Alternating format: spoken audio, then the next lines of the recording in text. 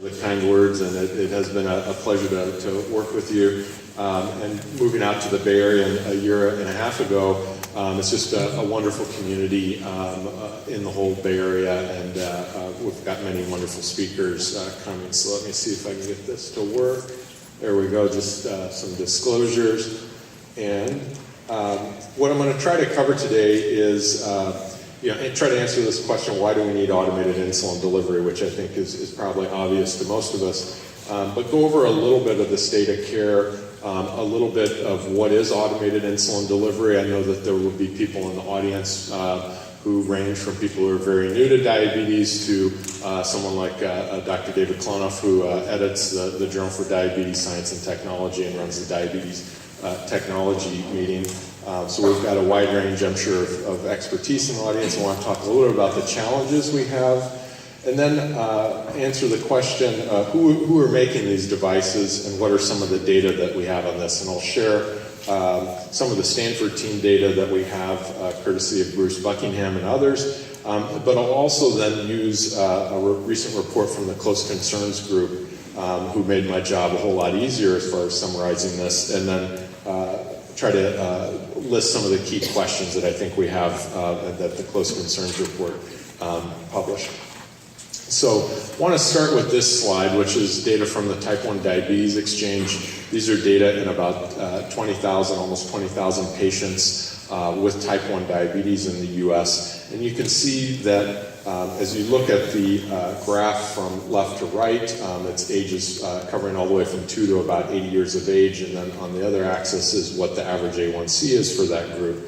And you can, there we go, and you can see, that with the, even 25 years after a study, the DCCT study, which showed that intensive control led to reduced complications of diabetes, that we're still running a very high average A1C in a lot of our patients. And this just speaks to the great challenge that our patients have, our families have, and that we have before us to try to reduce that A1C, which is a marker of glucose control over the last 3 months. So it's not all bad news. These are data from a German registry that's shown that in children over the past 15 years, they've been able to slowly decrease the A1C on average in patients, but you could also argue that this is going much slower than we would like it to go. But they have made progress, and so I think there is reason for optimism. And this slide, just to remind us of why we're so concerned with getting a lower A1C, lower average glucose, is because we know that some of the complications we worry about in this picture, just eye problems, retinopathy, go up over time the higher your A1C is. So it's very clearly shown that tighter control of glucose leads to less problems in the future. But then one of the other challenges that I'm sure everyone in the audience is aware of is that as we're trying to get lower average glucoses, we're also worried about having low blood sugars or hypoglycemia. And these are data from the DCCT study, which is about 25 years ago now.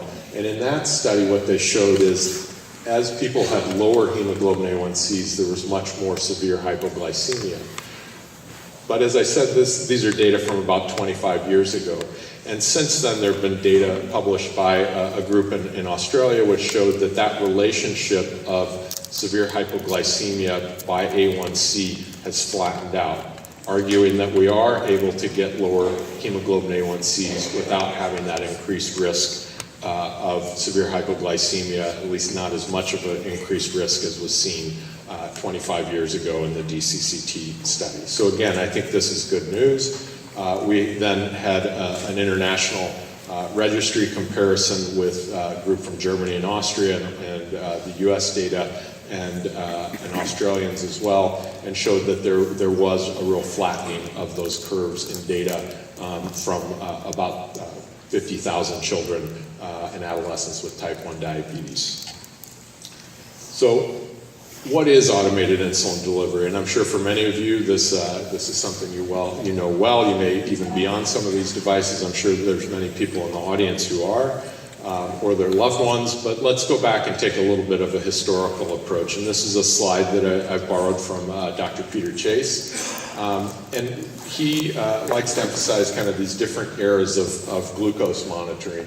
And there may be people in the audience who remember urine glucose testing. Anyone out there? Yes, okay. And that didn't work so well. And then we advanced on to glucose meters, and that was a great improvement, but there was some resistance at the beginning or some doubts about how that would work. And then in the last 10 years or so, we've had continuous glucose monitors that are able to provide us with glucose readings every 5 to 15 minutes. And these have been a great advance. Also then recently, as Everett mentioned, being approved by the FDA for dosing decisions. So I think these have been a big breakthrough, and we'll talk more about those. So what does an artificial pancreas system look like, or automated insulin delivery? And this is a slide from a George Eisenbarth paper a few years ago, just showing that in this closed loop system, it consists of having a continuous glucose monitor that's going to read out the glucose, beam that information to the pump, which is then smart enough to have an algorithm to be able to adjust the dosing based on what those glucose levels are, and then deliver the insulin and have this closed loop circle and loop to be able to help adjust insulin. So have we made progress? I think so. This first slide was, first picture on the left was not a very good seller commercially, but it was a proof of concept that indeed you could have an insulin pump. And then that middle slide, referred to as the blue brick, if you show that to a patient today, they'd wonder what you're doing, but that actually, there were people who were very, very excited about it, and it was really the first, I believe, commercial device, and was a proof of concept and helped move us forward. And then just some of the systems that we have are in development right now on the right. So I think we've made great progress, and there's really reason to be optimistic. But CGM use, while it's increasing, and these are data are already a little bit old from 2015, in the orange bars compares 2010 to 2012, and then the blue bars show what the rate of CGM use is. This, again, is in the type 1 diabetes exchange, so data from clinics across the US. And you can see that in these data, there was the greatest increase in use of CGM in the less than 6-year-olds. And so in the last couple of years since these data have come out, I think we've seen even more increase in use of CGM, and it's really been a positive thing for our patients and families. All right, so here's a slide from Dr. Bruce Buckingham, and I'll see if I can get a pointer to work. Well, maybe not be able to work the pointer here, but where we can, yeah, that one I'm not going to get to. So, whoops. Too many buttons. So what I'll show you, there we go. In this is a slide from Dr. Bruce Buckingham, and what we have in the top is the continuous glucose readings, and it starts at midnight. And you can see this is from a 17-year-old who had an A1C of 6.2.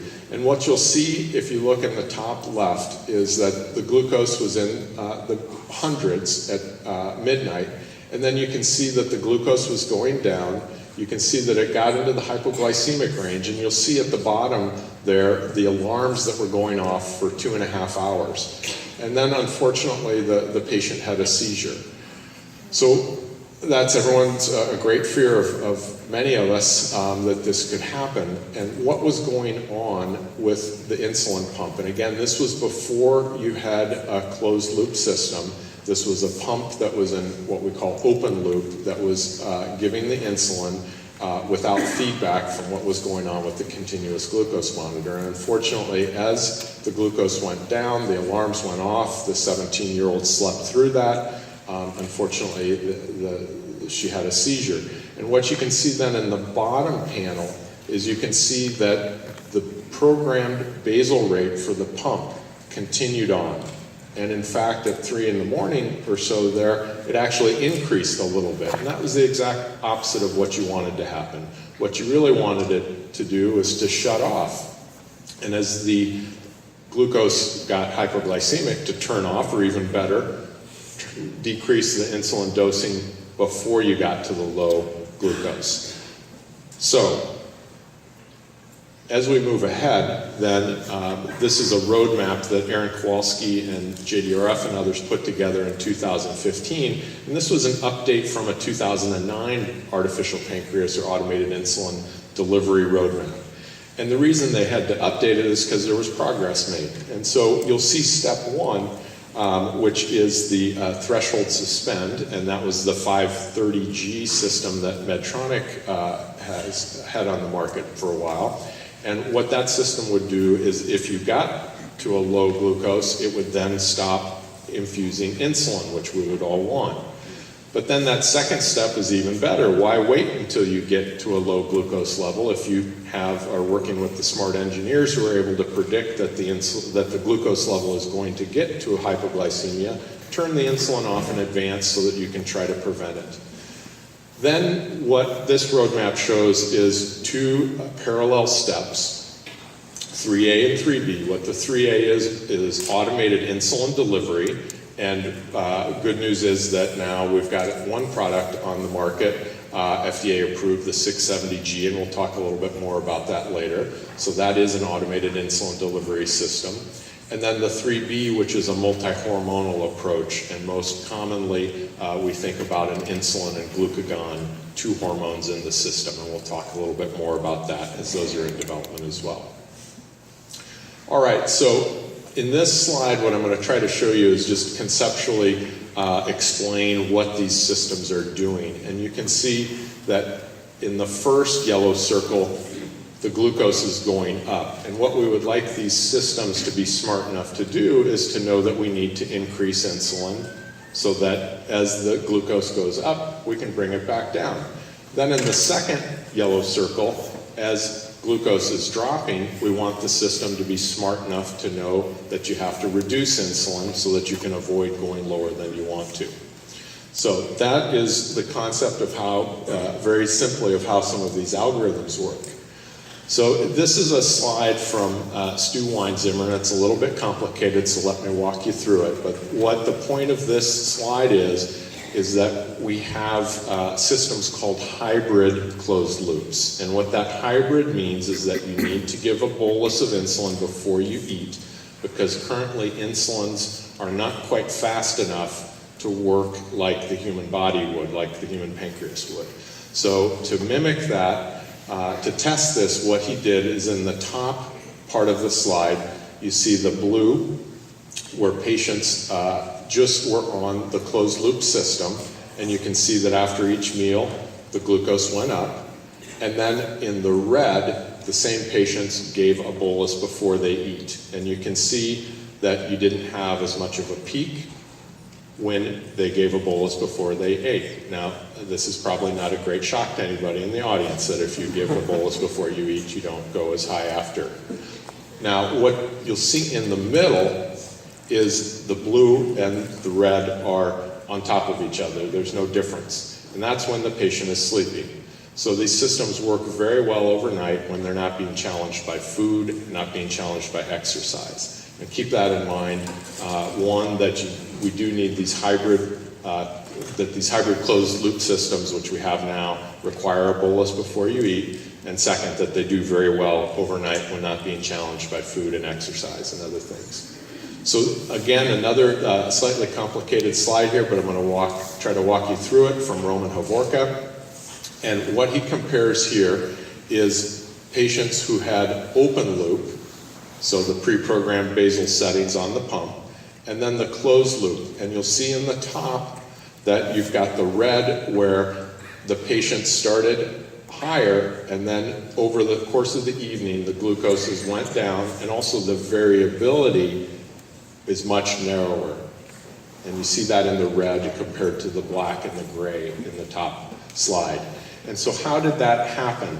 Well, let's shift down to the bottom and think back to Dr. Buckingham's slide and what we wanted that system to do. Well, these closed loop systems are doing what we want them to do, which is in the bottom slide, you'll see the black and the gray that the preset open loop basal rates stay steady all night, right? Because you set your programmed basal rate, and it doesn't adjust. But in the closed loop system, because the algorithm is getting feedback and knowing what to do, it's able to adjust the insulin based on what the glucose level is. So we have great variability in the insulin dosing to get less variability in the glucose levels overnight. Okay, so that was a complicated slide, but wanted to kind of walk you through that you're trading glucose variability for insulin variability. So a parent could do this, right? If they're up checking every 5 minutes, you don't want to do that. So this is how automating this can, especially at nighttime, I think give a lot more, reduce a lot of the burden, get better control, and really be a benefit to our patients. All right, so that's a little bit about how things kind of conceptually work. Now talk a little about some of the challenges. Well, one is just the progress that we've made in technology. And so, does anyone remember when Wall Street came out? And this, you know, I think I was in college, this was maybe 30 years ago, and I thought, wow, this is amazing. He can walk outside of his house 20 feet and talk on a phone. If you show that to some of the young kids in the audience, they don't know what that is he's holding up to his ear. And if you think about cell phones and what progress we've made, it's just been 10 years that we've had iPhones. So what does the next 10 years hold for us? I think we have reason to be very optimistic, but also to make the point that the systems we have right now are first generation systems, and it's going to take some time before they do everything that we want them to do. Also to remember that one of the reasons we want to have these systems is to reduce the burden to the patient, reduce the burden to the family. Again, these are first generation systems, and they'll continue to get better, but I think if you expect the current systems to be something you can take out of the box, put on, and forget about it, that's just not where we're at right now. Again, Aaron Kowalski from JDRF published this paper a few years ago, and just talking about what are some of the barriers to artificial pancreas, and he broke it down into 3 different groups. What is it that people with type 1 diabetes want? What is it that payers need to see so that they're going to reimburse for this and pay for this? And then what do healthcare providers need to see to be confident in these and prescribe them for their patients? So I think one of the important developments in the last 5 years in this line of research is the increasing involvement of psychologists, and we're very fortunate to have Diana Naranjo and Corey Hood at our center who are experts in this and focusing on this. And this is just one of the many papers that they've published talking about what are some of the critical items and issues for people with type 1 diabetes to use this, considerations of trust and control, what are some of the system features, and then what are some of the concerns and barriers to adoption. So they're working in this area, and I think it's really important that we have this approach so that we figure out what is it that people want and how to adapt things to work better. And some researchers would be very pleased just with the paper in diabetes care, but it was not their greatest accomplishment of the year. So there's their son who is 6 months, and I think Dr. Naranjo will be here later, but I think they were attending to their young one, and she's not quite here yet. But tell her that her son's very cute. She will appreciate that. So what's available in the pipeline? So my job got a lot easier when Close Concerns published an overview of this about 3 weeks ago. And so instead of me giving you what I think my opinion is, I thought the Close Concerns really did a fabulous job, and I'm going to show you some of what they have published as an update, again, about 3 weeks ago. So one, we've got Medtronic, the 670G. It's available in the US, they say, with over 20,000 users as of February. There are data on 7 to 13-year-olds that have been submitted to the FDA. There's a study in 2 to 6-year-olds to, again, get this approved. And then they've also are collaborating with the Dream Med group in Europe and Israel, which will have a different algorithm, and we'll see when that becomes available, but the suggested launch would be after April of 2019. So progress from Medtronic. Tandem also has made great progress. They've submitted their predictive low glucose suspend algorithm system to the FDA, and I'll show you some of that data that were presented at ATTD. They also then have a hybrid closed loop system that is there are data and studies being done right now. So Tandem is also moving forward in this area. Bigfoot Biomedical here in the Bay Area have partnered with the Abbott for the Libre as their CGM, and they are in process with a PMA submission expected by the end of 2019. So another group, Insulet, and I'll show some data on this, that they have done research with their hybrid closed loop system, and per the close concerns, probably a 2020 timeframe is what is listed from the Insulet group. All right, Beta Bionics, or the system that Ed Damiano and Stephen Russell are putting together in Boston, and so this is the bihormonal pancreas, and they have an insulin-only pivotal trial that's starting in April of 2019. They also then have the bihormonal pivotal trial that's beginning in June of next year as well. So progress being made on the bihormonal pancreas.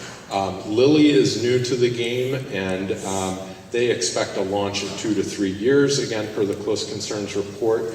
But it's good to see, I think, more players in this area and have more options for people with diabetes to get these products out. More competition, I think, will be better. And then Waveform, or Augmented, has reported to have development beginning in 2018. All right, in addition to those were the US systems, there's also a bunch of international groups that are working on this as well. I'm not going to go through all of these, but just to be aware that there is more that's happening internationally. And then not to forget that there's the do-it-yourself group, and I have an FDA speaker after me, so I was clear to put this is not FDA approved. However, I think I'd be remiss to not at least mention the open APS and loop systems. All right, and along those lines, the JDRF did announce a new initiative to try to study this and work together with these systems. So we'll see where that comes, but I think this announcement is very interesting, and we'll see where this goes. All right, just a little bit on data. And I want to thank Bruce Buckingham and then Leah Ecclespour, who researched and presented these data, did all the work on it, and then also our research team, some of whom are shown here, led by Dr. Buckingham. So this was the report that came out on the 670G, and was the data that then led to the FDA approval already now a year and a half ago. That's kind of exciting to say that this system's already been out for a year and a half. And so again, this was the first hybrid closed loop system. And we're now beginning to see some of the secondary analyses of this data. And here's a paper that just came out actually this month. And this looks a little bit more closely at the adolescent group who were in the 670G study. And some of the take-home points that are emphasized here are that there was a need to increase the insulin to carb ratio. Also, clinicians needed to assess what that active insulin time was, and also that it's very important that there's discussion and anticipation of auto mode exits, meaning you can get kicked out of the closed loop, and to try to make sure that people understand that and try to minimize it, and that can be minimized by bolusing for food and also following the instructions that they have. And so one of the take-homes was that the time and range in this system increased by about 14% when they were in auto mode. So that was in time and range, meaning having a glucose between 70 and 180. Although one of the reports of this study was also that the time that patients were using the system decreased a little bit over the course of the 3-month study. And what this slide just shows is that there was a real tight correlation between the amount of time that you were in auto mode or in the closed loop. system as opposed to the open loop with the amount of time that you had in range of between 70 and 180. So let's move on to a little bit of data from the Bionic Pancreas. And what this slide shows, and again, this is the system that Ed Damiano and Stephen Russell are developing in Boston. Dr. Buckingham's been, and Dr. Ecclescore have been working with them on this project as well. And what this shows is that after, from beginning to end, that there was a reduction in your average glucose during this trial, and this was in pre-adolescents, average age of 10. And not only did the glucose come down, but there was also a decrease in the amount of hypoglycemia. So very encouraging data, and also encouraging that it's being studied in younger children. All right, so how about the Tandem Predictive Low Glucose Suspend System? And again, this is a study that Dr. Buckingham and others were involved with. And what this showed is that there were 102 participants. There was very good ability to use this system. It was 94%. And what we found over this 21-day period is that it did a very good job of reducing the amount of time below 70. Again, this is just the predicted low glucose suspend, just the avoidance of low glucose, and that was reduced in this study. And these data are before the FDA to put this forward and hopefully be available commercially in the not so distant future. All right, so how about the Insulin System? And these are data that Dr. Buckingham presented at the ATTD conference in February in Austria. And so I'm not able to show, I think he had about 50 slides, not able to show all of these, but what these were feasibility studies to show that the algorithm worked. And there were 4 different studies, and I'm going to just show a couple of slides and then summarize those. But basically, there were 4 different studies that had different challenges to the system as far as food and exercise and missed boluses, and to see how it performed. Here's just one example of, again, showing what it was like in open loop, where you have greater variability and higher sugars, and then in closed loop, where you have narrowing of that variability and lower glucoses as well over 24 hours. And here are some of the data in adults, just showing that the mean glucose was around 150 to 130, depending on which study was done, and that there was a very little amount of time below 70, approximately 1% or less, and with the majority of time between 73 and 85% spent in that 70 to 180 range. So very good results in these initial studies, and I think we're excited to see more data. What Dr.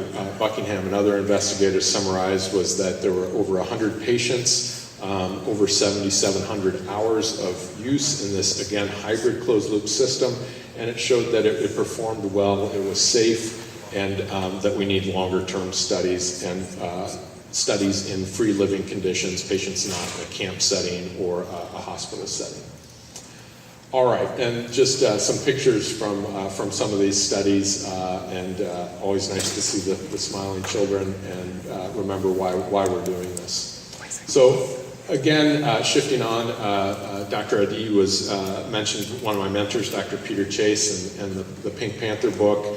And I show this, Peter is an inspiration, I think, to many of us, really dedicated his life and his career to helping children and people with type 1 diabetes. And so one of the things that he did, if you look in the bottom right corner, you'll see Dr. Chase. One of the things that he did was he would take children on ski trips over the weekend in Colorado. And can you imagine taking 40 to 50 kids skiing without glucose meters? So he was a brave man and just has taught us so much about diabetes and how to improve things for people with diabetes. So we look back on that, and with the progress that we've made with artificial pancreas systems, we said, well, why don't we do a diabetes ski camp and also test then one of these artificial pancreases. So we did this 2 years ago in Colorado with colleagues from University of Virginia. You can see that not only is diabetes care fancier, but so is the gear that kids have. Long story short, the performance was better and safer with the hybrid closed loop system at that time. And so now we've progressed on and doing another camp. University of Virginia did their camp about 2 months ago. Colorado is doing it this weekend.